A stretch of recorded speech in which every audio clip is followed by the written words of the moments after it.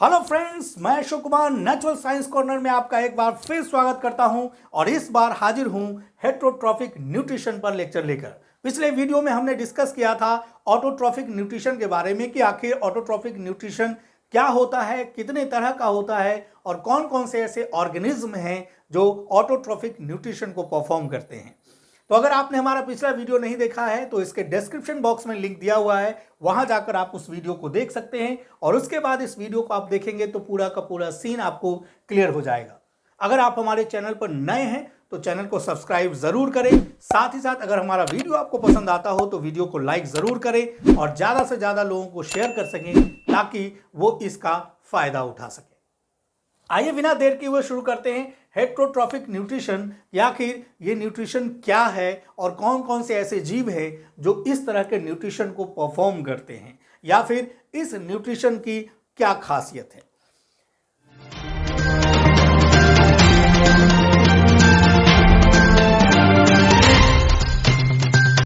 Dear friends, पिछले video में हमने डिस्कस किया था कि हेटरोट्रॉफिक शब्द जो है दो ग्रीक वर्ड से मिलकर बना है, जिसमें हेट्रो एंड ट्रॉफी।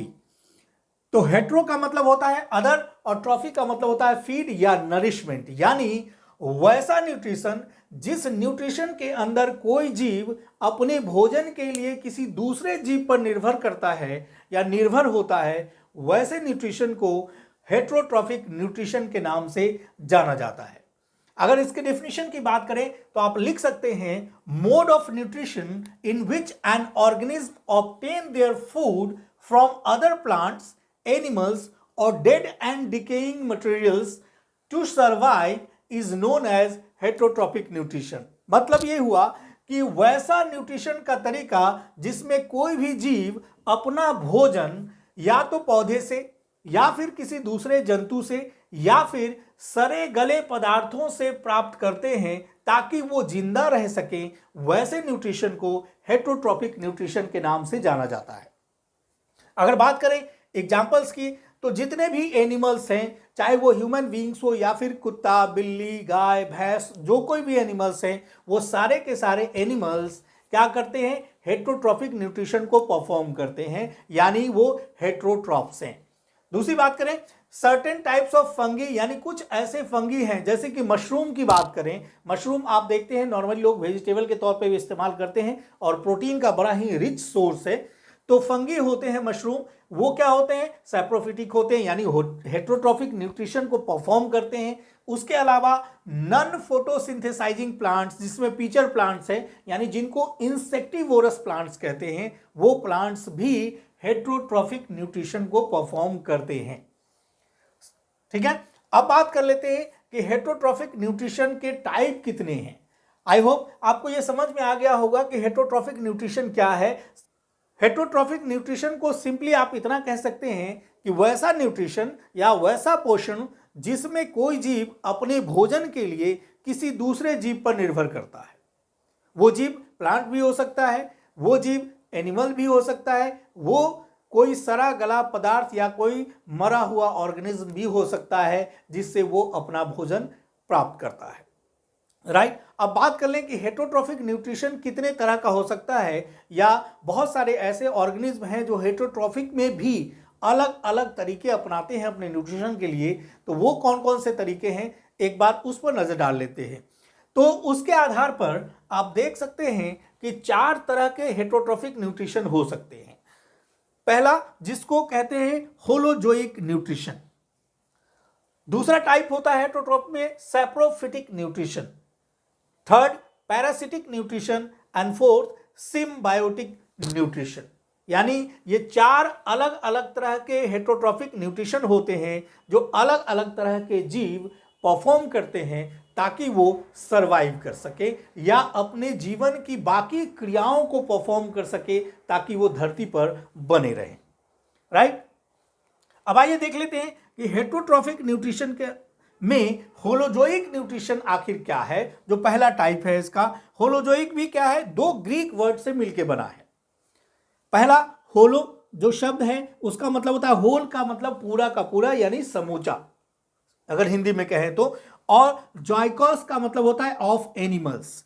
अगर सिंपल भाषा में इसको कहा जाए, डिफाइन किया जाए, तो आप ये कह सकते हैं कि वैसे ऑर्गेनिज्म जो ऑर्गेनिज्म सॉलिड या लिक्विड फूड पूरा का पूरा स्वैलो कर जाते हैं। अगर ह्यूमन बीइंग्स की बात करें, हम लोग क्या करते हैं, जो सॉलिड भोजन है या कोई लिक्विड भोजन है उसको क्या करते हैं, पूरा निगल लेते हैं, यानी बॉडी के अंदर लेते हैं और बॉडी के अंदर जाने के बाद उसका डाइजेशन होता है। तो वैसे ऑर्गेनिज्म जिसमें कोई जीव भोजन को पूरा शरीर के अंदर ले लेता है, वैसे ऑर्गेनिज्म को होलोजोइक ऑर्गेनिज्म कहते हैं। साथ ही साथ इस प्रक्रिया को क्या कहते हैं, होलोजोइक न्यूट्रिशन कहते हैं। अगर इसको इंग्लिश में डिफाइन करें तो क्या लिख सकते हैं, it is a type of nutrition in which an organism takes the complex organic food materials into its body. यानी वैसा न्यूट्रिशन का टाइप जिसमें कोई भी जीव कॉम्प्लेक्स ऑर्गेनिक मटेरियल जो कि उसका फूड है उसको अपने शरीर के अंदर ले जाता है। यानी क्या होता है, इंजेशन होता है। इस प्रक्रिया को क्या बोलेंगे, इंजेशन, यानी उसने भोजन को निगल लिया। ह्यूमन बीइंग्स भोजन को निगल लेते हैं और उनका डाइजेशन क्या होता है, अंदर होता है। हम क्या है, पका पकाया भोजन, बना बनाया भोजन लेते हैं, चाहे वो पौधे से बना हो या किसी ऑर्गेनिज्म का हो। जो मांसाहारी जीव है वो सब क्या करते हैं, वो मीट खाते हैं, तो वो भी क्या है, शरीर के अंदर जाने के बाद पचता है। तो क्या है, पूरा का पूरा भोजन कॉम्प्लेक्स ऑर्गेनिक फूड मटेरियल ले लेते हैं और वो शरीर के अंदर जाने के बाद अलग अलग तरह के डाइजेस्टिव जूसेस के माध्यम से उनका पाचन होता है। लेकिन सबसे पहले क्या होता है, इंजेशन, यानी भोजन शरीर के अंदर जाता है, फिर डाइजेशन का काम शुरू होता है। तो इसीलिए यहां पे दूसरा लाइन लिखा है कि digestion takes place inside the body. यानी डाइजेशन कहां होगा, उसका पाचन कहां होगा, जो भोजन आपने लिया है उसका पाचन होगा शरीर के अंदर, आपकी बॉडी के अंदर। उसमें कौन कौन से जीव आते हैं, जैसे ह्यूमन बीइंग्स हैं, कार्निवोर्स है, यानी जो मांसाहारी जीव हैं, कुत्ता बिल्ली ये सब क्या है, कार्निवोर्स है। तो वो क्या करते हैं, वो भी भोजन को निगलते हैं। साथ ही साथ ग्रेजिंग एनिमल्स, यानी वैसे जीव जो चरने वाले होते हैं, जैसे गाय भैंस, ये सब क्या होते हैं, वो भी प्लांट्स को शरीर के अंदर निगलते हैं, फिर उसका पाचन भी अंदर ही होता है। वो अलग प्रोसेस है जो हम फर्दर डिस्कस करेंगे आगे लेक्चर में। यहां पे सिर्फ समझना है कि ह्यूमन बीइंग्स, कार्निवोर्स और ग्रेजिंग एनिमल्स हैं, ये सब होलोजोइक न्यूट्रिशन को परफॉर्म करते हैं। साथ ही साथ जो आप अमीबा का न्यूट्रिशन देखेंगे, वो अमीबा का न्यूट्रिशन भी कैसा है, होलोजोइक है। यहां पे आप लिख सकते हैं कि इसके अंदर अमीबा भी एक ऐसा ऑर्गेनिज्म है जो होलोजोइक न्यूट्रिशन को परफॉर्म करता है। इसके न्यूट्रिशन के बारे में हम फर्दर डिस्कस करेंगे कि यह किस तरह का न्यूट्रिशन होता है, उसमें कौन कौन से स्टेप्स इन्वॉल्व होते हैं, राइट। अब आइए देख लेते हैं कि होलोजोइक न्यूट्रिशन के अंदर आखिर वो कौन कौन से स्टेप्स हैं, जो स्टेप्स वो परफॉर्म करता है पूरे एक न्यूट्रिशन को कंप्लीट करने के लिए, राइट।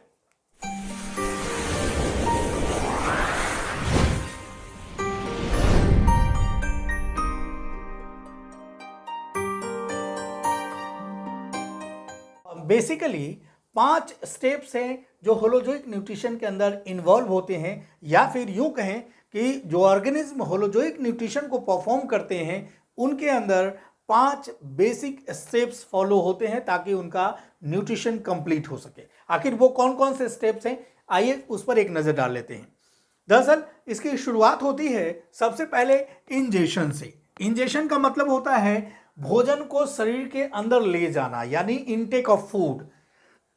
यानी भोजन जब हम मुंह के अंदर ले जाते हैं तो उस प्रक्रिया को क्या बोलते हैं, इंजेशन बोलते हैं। यानी भोजन को हमने क्या कर लिया, स्वैलो कर लिया, निगल लिया है, तो वो प्रक्रिया क्या कहलाएगी, इंजेशन। पहला स्टेप, जब भोजन आपके शरीर में चला गया तो वो भोजन क्या होता है, छोटे छोटे टुकड़ों में टूटता है, यानी उसका डाइजेशन होना शुरू होता है। जो अलग अलग तरह के डाइजेस्टिव एंजाइम्स होते हैं जो उस भोजन को स्मॉलर पीसेस के अंदर ब्रेक डाउन कर देते हैं ताकि शरीर उसको आगे इस्तेमाल कर सके।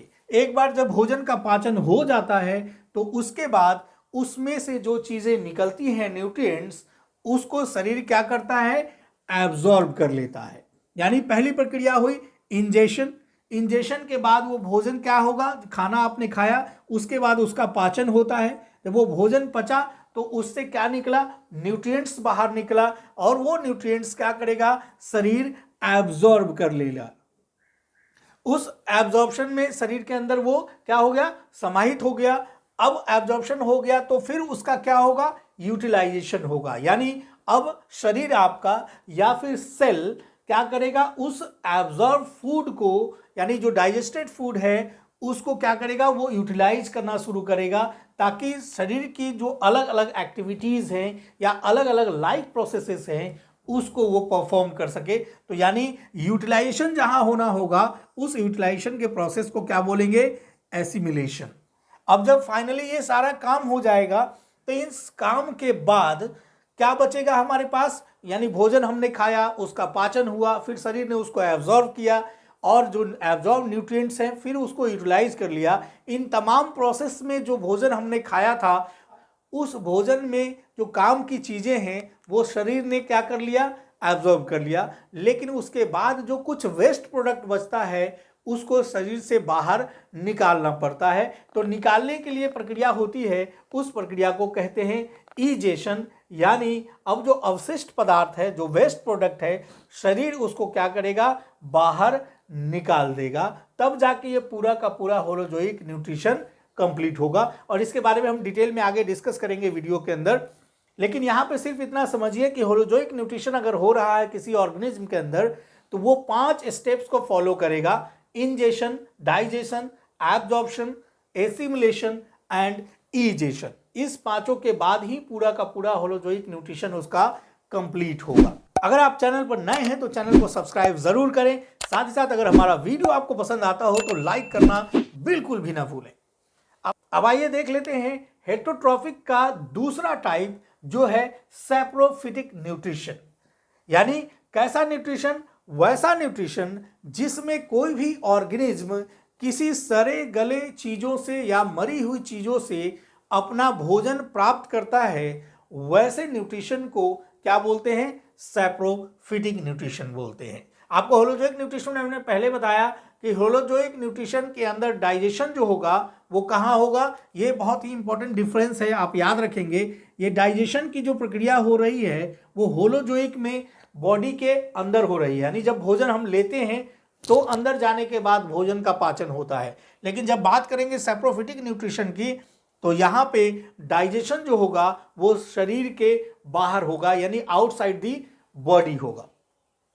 तो कहता है कि वैसा न्यूट्रिशन जिसमें कोई भी जीव अपना भोजन प्राप्त करता है मरी हुई या सड़ी हुई चीजों से, वैसे न्यूट्रिशन को सैप्रोफिटिक न्यूट्रिशन के नाम से जानते हैं। जिसमें फंगी है, जैसे कि मशरूम, मैंने बताया आपको कि मशरूम क्या है, आमतौर पर देखते होंगे गाँव वगैरह में या फिर कहीं पे कोई पेड़ गिरा हुआ है, काफ़ी दिनों से वो सड़ रहा है, तो उसके ऊपर आपको छत्ते के जैसी आकृति दिखाई देती है, अम्ब्रेला के जैसी आकृति मिलती है, स्ट्रक्चर। तो वो क्या है, आपका मशरूम है। वो एक तरह का फंगी है, विशेष तरह की प्रजाति है, और वो क्या करता है, वैसे ही सड़ी गली चीज़ों पे आपको मिलता है। या फिर कभी आप जैसे कि ब्रेड खाते हैं, पाव रोटी जिसको बोलते हैं, वो ब्रेड क्या आप छोड़ दीजिए 1-2 दिन खिड़की पर या कहीं पे बाहर दरवाजे पे रखकर, तो उस पर देखेंगे हल्का ब्राउन या ग्रीन कलर का कुछ आपको दिखाई देने लगेगा, रुई जैसा स्ट्रक्चर। वो दरअसल उसको मोल्ड्स बोलते हैं। तो वो भी एक तरह का फंगी है। वो भी क्या है, सड़ी गली चीज़ें जो हैं सड़ रही हैं उस पर जाके उग जाता है और वहाँ से न्यूट्रिशन को डिराइव करता है। ठीक है, तो समझ में आ रहा होगा कॉन्सेप्ट कि वैसे जीव, जो जीव इस तरह की चीज़ों से यानी डेड एंड डिकेइंग मटेरियल से अपने भोजन को प्राप्त करता है, वैसे न्यूट्रिशन को सैप्रोफिटिक न्यूट्रिशन कहते हैं। जिसमें मुख्य रूप से क्या है, फंगी है, कुछ बैक्टीरिया ऐसे हैं जो इस तरह के न्यूट्रिशन को परफॉर्म करते हैं। साथ ही साथ बड़ा कॉमन है कि आप अपने घर में मक्खी जो देखते हैं, जिसको हाउस फ्लाई हम लोग कहते हैं, घर की मक्खी, वो मक्खी भी इसी तरह के न्यूट्रिशन को परफॉर्म करती है। आप देखेंगे जब आपके कभी बॉडी पे बैठेगी, मान लो बॉडी पे कहीं पे घाव है, ठीक है, तो उस घाव के ऊपर बैठती है, तो आप अगर ध्यान से देखेंगे तो उसके जो डंक हैं उससे एक लिक्विड बाहर सेक्रेट होता है। दरअसल वो लिक्विड क्या है, डाइजेस्टिव जूसेज है, जो क्या करता है, उसके ऊपर जो उसका भोजन है एक तरह से, वो उस भोजन को वहीं डाइजेस्ट कर देता है और वहाँ पे डाइजेस्टेड जो मॉलिक्यूल है वो डिफ्यूज होकर उसके शरीर में चला जाता है। यानी वहीं पे भोजन का पाचन हो जाता है और पचा हुआ भोजन ही उसके शरीर में डिफ्यूज होके जाता है। यानी कह सकते हैं कि वहाँ पे वो भोजन को निगल नहीं रहा है, बल्कि बाहर ही वो डाइजेस्टिव जूसेस के माध्यम से भोजन को पचा देता है और वही फिर उसके शरीर के अंदर जाता है। यानी डाइजेशन कहाँ हो रहा है, शरीर के, बॉडी के बाहर हो रहा है, राइट। तो इसीलिए यहां पे लिखा गया है कि in this nutrition digestion takes place outside the body, यानी इस न्यूट्रिशन में डाइजेशन कहां हो रहा है, आपके शरीर के बाहर। यानी जो ऑर्गेनिज्म इस तरह के न्यूट्रिशन को परफॉर्म करते हैं उसमें डाइजेशन क्या हो रहा है, आउटसाइड दी बॉडी हो रहा है। जबकि होलोजोइक में क्या हो रहा था, ये डाइजेशन क्या हो रहा है, बॉडी के अंदर हो रहा था। तो डिफरेंस, मेजर डिफरेंस देख रहे हैं क्या है, एक बड़ा ही होलोजोइक और सैप्रोफिटिक में, कि सैप्रोफिटिक में बॉडी के बाहर हो रहा है डाइजेशन, जबकि होलोजोइक में बॉडी के अंदर। ठीक है, सैप्रोफिटिक के अंदर इतने सारे स्टेप्स इन्वॉल्व नहीं हैं, लेकिन होलोजोइक के अंदर ये बहुत सारा स्टेप इन्वॉल्व है, क्योंकि होलोजोइक के अंदर कौन से जीव है, वेल डेवलप्ड ऑर्गेनिज्म आते हैं इस कैटेगरी में, इसलिए वहां पे डाइजेशन का प्रोसेस भी क्या है, वेल ऑर्गेनाइज्ड है। अब आइए बात करते हैं एक अलग तरह के न्यूट्रिशन की, जिसको हम लोग कहते हैं पैरासिटिक न्यूट्रिशन। तो पैरासिटिक न्यूट्रिशन क्या है, पैरासिट का मतलब होता है परजीवी, यानी दूसरे पर निर्भर रहने वाला, दूसरे पर जीने वाला। यानी वो जब तक जीवित है तब तक वो भी जीवित रहेगा, अगर वो मर गया तो वो भी मर जाएगा। नहीं, तो वैसे ऑर्गेनिज्म जो किसी लिविंग ऑर्गेनिज्म पर जाकर, चाहे वो उनके बॉडी के सरफेस पे जाए या फिर उनके बॉडी के अंदर जाए, दोनों जगह पे पॉसिबल है। वो सरफेस से भी भोजन ले सकते हैं और बॉडी के अंदर भी जाकर भोजन ले सकते हैं किसी लिविंग ऑर्गेनिज्म के, और वहां से वो अपनी लाइफ को कंटिन्यू करते हैं। तो वैसे न्यूट्रिशन को पैरासिटिक न्यूट्रिशन के नाम से जाना जाता है।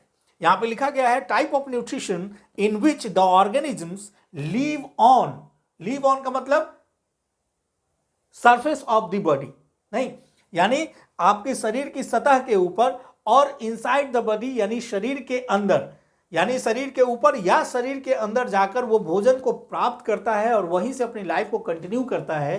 तो वैसे न्यूट्रिशन को क्या बोलते हैं, पैरासिटिक न्यूट्रिशन के नाम से जाना जाता है।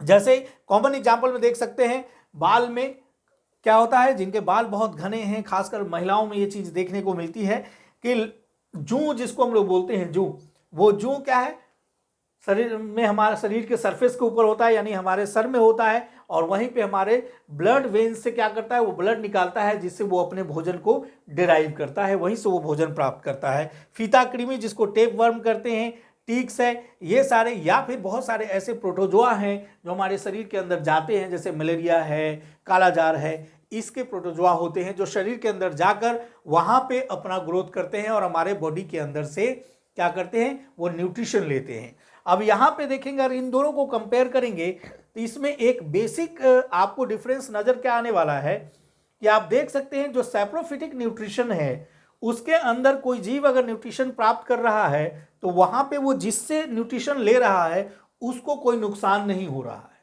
यानी कोई सड़ी हुई, मरी हुई, गली हुई चीज है, उससे वो भोजन ले रहा है, तो वो क्या है, बेस्ट है, उसमें कोई उसका मतलब नहीं है, उसको कोई नुकसान नहीं हो रहा है, लेकिन इसका जीवन चल रहा है। लेकिन उसके उल्टा अगर आप बात करें पैरासिटिक न्यूट्रिशन की, तो इसमें जो जीव इस तरह के न्यूट्रिशन को परफॉर्म करता है, उससे जो लिविंग ऑर्गेनिज्म यानी जिस पे वो है, इसमें ध्यान रखिएगा कि वैसे ऑर्गेनिज्म जो किसी की बॉडी में जाकर लिविंग ऑर्गेनिज्म के या उसके सरफेस से भोजन प्राप्त करते हैं, तो उस ऑर्गेनिज्म को होस्ट कहा जाता है। ये एक तरह से गेस्ट हुए, ये गए वहां से भोजन लिया और उसके बदले में उनको कुछ ना कुछ बीमारी दे के आ गए, नुकसान कर दिया। तो पैरासिटिक ऑर्गेनिज्म क्या है, वैसा ऑर्गेनिज्म है जो अपने होस्ट से भोजन लेता है लेकिन बदले में उसका कुछ ना कुछ नुकसान कर देता है। जैसे मान लीजिए कालाजार का प्रोटोजोआ हमारे शरीर के अंदर चला गया, तो उसका तो भोजन चल रहा है लेकिन मैं बीमार हो गया, ठीक है। उसी तरह से टेपवर्म चला गया, फीता कृमि चला गया, किसी को फाइलेरिया हो जाता है तो उसको तो भोजन मिल रहा है, लेकिन ऑर्गेनिज्म, दूसरे ऑर्गेनिज्म जो उसका होस्ट है, उसको क्या होता है, बीमारी हो जाती है, तो उसको उसके बदले नुकसान हो रहा है। तो सैप्रोफिटिक में उसको नुकसान नहीं हो रहा है, एक जीव को फायदा हो रहा है तो दूसरे जीव को उससे नुकसान नहीं हो रहा। लेकिन पैरासिटिक में एक जीव जो भोजन ले रहा है उसको नुकसान नहीं हो रहा है, उसको फायदा हो रहा है, लेकिन जिससे वो भोजन ले रहा है बदले में उसको क्या मिल रहा है, नुकसान हो रहा है, ठीक है। यानी समझना है कि पैरासिटिक न्यूट्रिशन के अंदर एक जीव फायदे में रहता है तो दूसरा जीव नुकसान में रहता है, जबकि सैप्रोफिटिक में एक जीव को फायदा होता है लेकिन दूसरे जीव को कोई नुकसान नहीं होता है। अब एक चौथे तरह के न्यूट्रिशन को हम लोग डिस्कस करेंगे जिसको बोलते हैं सिम्बायोटिक न्यूट्रिशन। अगर हमारा वीडियो आपको पसंद आता हो तो वीडियो को लाइक करना बिल्कुल भी ना भूलें। मैं बार बार इसलिए बोल रहा हूं ताकि क्योंकि मुझे पता चल पाए कि जो चीजें मैं लेकर आया हूं वो आपको पसंद आ भी रहा है या नहीं आ रहा है। अगर आपको पसंद आता हो तो लाइक जरूर करें, साथ ही साथ ज्यादा से ज्यादा दोस्तों के बीच शेयर करें ताकि वो इसका फायदा उठा सके। तो आइए देख लेते हैं सिम्बायोटिक न्यूट्रिशन आखिर क्या है। सिम्बायोटिक का मतलब होता है सहजीविता। सहजीविता का मतलब साथ साथ जीना, यानी कोई दो ऐसे जीव जो जीव अपने न्यूट्रिशन के लिए एक दूसरे पर निर्भर हो, या फिर यूं कहें एक दूसरे के साथ अपना घर और अपना पोषण दोनों शेयर करते हुए। आजकल बड़ा कॉमन हो गया है लिव इन रिलेशनशिप। दरअसल सिम्बायोटिक न्यूट्रिशन भी कुछ वैसा ही है। लिव इन रिलेशनशिप में आप देखते हैं क्या होता है, दो लोग साथ में रहते हैं, घर, खाना पीना, बिस्तर, सब कुछ क्या करता है, एक दूसरे से शेयर करते हैं। ठीक उसी तरह से जीवों में सिम्बायोटिक न्यूट्रिशन होता है जिसमें कोई दो जीव के बीच आपस में म्यूचुअल रिलेशनशिप डेवलप होता है और वो क्या करते हैं, शेयर करते हैं एक दूसरे के साथ। क्या शेयर करते हैं? अपना न्यूट्रिशन और अपना घर, यानी न्यूट्रिशन और घर दोनों मिलकर शेयर करते हैं एक म्यूचुअल अंडरस्टैंडिंग से। वैसे न्यूट्रिशन को सिम्बायोटिक न्यूट्रिशन कहते हैं। अगर नहीं समझ में आ रहा हो तो एक बार फिर से मैं बता देता हूं। आप सिंपली समझिए कि आप पढ़ने के लिए कहीं जाते हैं दूसरी जगह, किसी दूसरे शहर में जाते हैं अपने घर से दूर, और वहां पे क्या है कि आप सिंगल रहते हैं, मान लो एक्सपेंसेस बहुत ज़्यादा है, खर्चा रूम का किराया है, बाकी खर्चे बहुत ज़्यादा होते हैं, तो आप क्या करते हैं, दो तीन दोस्त आपस में मिल जाते हैं और एक रूम आप भाड़े पर ले लेते हैं और फिर आपस में आप किराया हो या फिर खाना हो या बाकी चीज़ें हो शेयर करते हैं, ताकि क्या हो, एक दूसरे पर बर्डन न पड़े, या किसी को कोई चीज़ की कमी है तो वो क्या है, साथ में जब शेयर कर लेते हैं तो सब काम हो जाता है आसानी से। ठीक उसी तरह से यहाँ पे भी किसी जीव में किसी चीज़ की कमी है, दूसरे में वो चीज़ है तो वो उसका इस्तेमाल करता है, और दूसरे की जो खासियत है वो अपना उसका इस्तेमाल करके दोनों एक दूसरे का जीवन चला रहे होते हैं एक म्यूचुअल अंडरस्टैंडिंग के माध्यम से। तो वैसे न्यूट्रिशन को सिम्बायोटिक न्यूट्रिशन के नाम से जाना जाता है। उसमें एग्जाम्पल के तौर पे आप देख सकते हैं, जैसे लाइकेन है। लाइकेन क्या है, ये दो ऑर्गेनिज्म का एक रिलेशनशिप है जिसमें एल्गी है। एल्गी आप जानते हैं कि क्या है, एक तरह का ग्रीन प्लांट्स है, और दूसरा इसमें फंगस है। खासियत क्या है, ये अपना भोजन खुद बना सकता है, यानी इसके अंदर क्लोरोफिल मौजूद है और उस क्लोरोफिल के माध्यम से ये क्या कर सकता है, फूड को सिंथेसाइज कर सकता है। लेकिन चूंकि ये बहुत ज़्यादा डेवलप नहीं है, इसके अंदर रूट नहीं है, तो ये क्या है, वाटर एंड मिनरल्स कहाँ से ऑब्टेन करेगा। तो फंगी क्या है, उसके पास क्या है, रूट अवेलेबल है, तो वो क्या करता है, वाटर मिनरल्स इसके लिए इकट्ठा करता है और ये उस वाटर और मिनरल्स का इस्तेमाल करके फूड को सिंथेसाइज करता है, और फिर दोनों एक दूसरे के साथ फूड और शेल्टर को शेयर करते हैं और इनकी लाइफ कंटिन्यू होती रहती है। तो इसीलिए लाइकेन्स एक ऐसा ऑर्गेनिज्म है जो एसोसिएशन है किसका, एल्गी और फंगी का, जिसके माध्यम से वो किस तरह के न्यूट्रिशन को शो करते हैं, तो सिम्बायोटिक न्यूट्रिशन को परफॉर्म करते हैं। ठीक उसी तरह से दूसरा अगर एग्जांपल लेते हैं राइजोबियम की, तो ये एक तरह का बैक्टीरिया है जो आमतौर पे दलहन के पौधों में पाया जाता है। यानी दलहन का पौधा जो है उसके रूट नोड्यूल में, यानी जड़ की गांठों में विशेष तरह का ये बैक्टीरिया पाया जाता है, जो इनको क्या करता है, वातावरण से नाइट्रोजन या फिर मिनरल्स को देता है, किसको, प्लांट्स को, और बदले में उसको वहाँ क्या मिल रहा है, घर मिल रहा है और न्यूट्रिशन मिल रहा है। क्योंकि जो ग्रीन प्लांट्स हैं वो भोजन बना रहे हैं, साथ ही साथ वो रूट नोड्यूल्स में रह रहा है तो उसको घर भी मिल रहा है, तो घर भी मिला और साथ ही साथ भोजन भी मिल रहा है। बदले में क्या कर रहा है, उनको न्यूट्रिएंट्स दे रहा है, मिनरल्स दे रहा है लाके, और ये भोजन को सिंथेसाइज कर रहा है ग्रीन प्लांट्स। तो यहाँ भी एक तरह का म्यूचुअल अंडरस्टैंडिंग है राइजोबियम का, किसके साथ, लेगुमिनस पौधों के साथ। लेगुमिनेसी फैमिली है जो किसकी होती है, बेसिकली दलहन के पौधों की होती है, और वो क्या करता है, इसकी जड़ों में निवास करता है ये बैक्टीरिया राइजोबियम। ठीक उसी तरह से एक तीसरा कॉम्बिनेशन है फंगस का और प्लांट्स का। ठीक है, ये क्या कॉम्बिनेशन है, फंगस यानी फंगी है और प्लस प्लांट है। यानी ये क्या करता है, प्लांट की जड़ों में जाके ये फंगी कॉलोनी बना लेता है। इस तरह से बहुत सारी कॉलोनी बना लेता है जिसमें वाटर और मिनरल्स को ये स्टक करके रखता है, इकट्ठा करके रखता है ज़्यादा से ज़्यादा वाटर और मिनरल्स को, और इसी वाटर मिनरल्स को ये प्लांट्स यूज करके भोजन को सिंथेसाइज करता है। बदले में ये क्या करता है, इसके द्वारा बनाया हुआ भोजन ये फंगी इस्तेमाल करता है और इसकी जड़ों में निवास करता है। तो यहाँ भी देख रहे हैं वो क्या कर रहा है, अपने भोजन को और अपने घर को एक दूसरे के साथ शेयर कर रहा है ताकि दोनों की लाइफ चलती रहे। यहाँ भी वही कंडीशन है और यहाँ भी वही कंडीशन है। तो हम कह सकते हैं कि सिम्बायोटिक न्यूट्रिशन क्या है, एक ऐसा न्यूट्रिशन है जिसमें म्यूचुअल अंडरस्टैंडिंग से दो अलग अलग तरह के ऑर्गेनिज्म एक साथ जीवन व्यतीत करते हैं ताकि वो धरती पे सरवाइव कर सके। तो दोस्तों ये था हेटरोट्रॉफिक न्यूट्रिशन।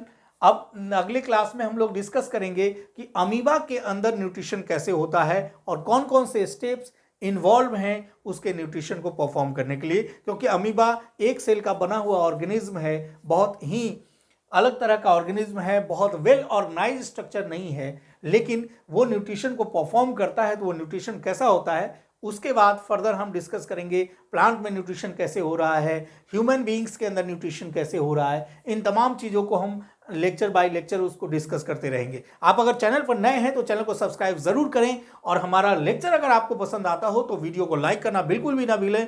साथ ही साथ ज़्यादा से ज़्यादा लोगों तक इसे शेयर करें ताकि वो भी इसका फायदा उठा सके। आज के लेक्चर के लिए इतना ही। Thank you, good bye.